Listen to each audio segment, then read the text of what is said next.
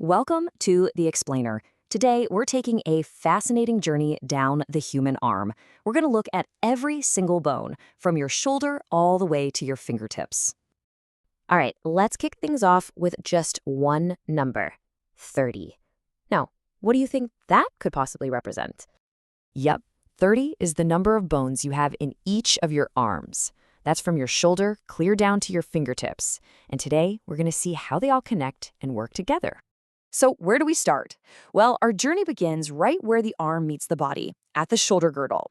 Think of it as the anchor point that gives our arm both its strength and, that amazing range of motion. And here's the thing. It's not just a simple joint. It's the entire framework. It's what literally anchors your whole arm to the rest of your skeleton. It really sets the stage for pretty much every move you make with your arm. Okay, so the first part of this anchor is the clavicle. You can actually feel it right now, that bone just below your neck. What's cool about it is that it's the only long bone in your whole body that lies horizontally. It's kind of like a strut, holding everything in place. And then we have the other half of the girdle, the scapula. You probably know it as your shoulder blade. This big, flat, triangular bone is an absolute powerhouse. Get this, it's the attachment site for 17 different muscles that control your shoulder and arm. Just amazing. Now, if you look at the scapula, you'll see this prominent ridge on the back. That's called the spine. And it's not just a random bump. It's actually a really clever divider. It creates two separate areas for different muscle groups to hook onto. So that spine we just talked about, it extends out and becomes what's called the acromion. Go ahead, feel the bony tip of your shoulder.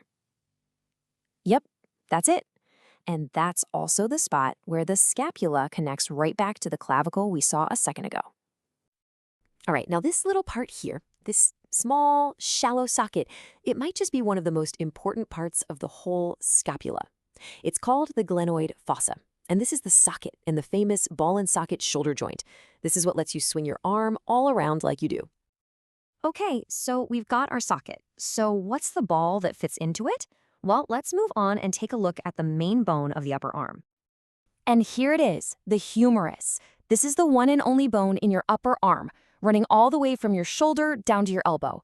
See that rounded top? That's the ball we were talking about, the part that fits right into that glenoid socket. Now, here's something interesting. The humerus actually has two parts called a neck. The anatomical neck is basically the edge of the joint itself. But see this narrower part just below it? That's the surgical neck. And why is it called that? Well, because it's a weaker spot, and it's where fractures happen all the time. Ouch. Okay, so you know when you hit your funny bone and get that weird, tingly, zinging feeling down your arm? Well, guess what? You're not actually hitting a bone at all. What you're really doing is hitting your ulnar nerve, and it runs right through this little groove you see here on the back of the humerus. All right, we've made it to the elbow, so let's keep going down into the forearm. And this part is really cool because it has a very clever two-bone design. So yeah, your forearm isn't just one bone, it's two, working side by side. You've got the ulna and the radius. And this setup is the secret to doing something a single bone could never do, twisting. It lets one bone pivot around the other. That's exactly how you can turn your palm up and down.